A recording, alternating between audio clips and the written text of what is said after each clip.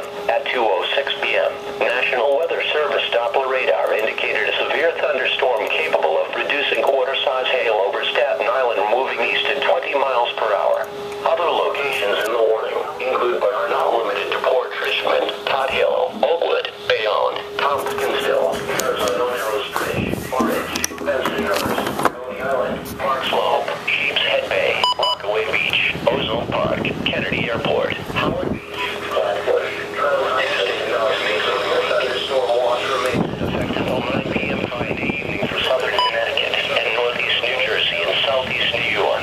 Repeating, a severe thunderstorm warning has been issued until 2:45 p.m. for the following county: Hudson County, New Jersey.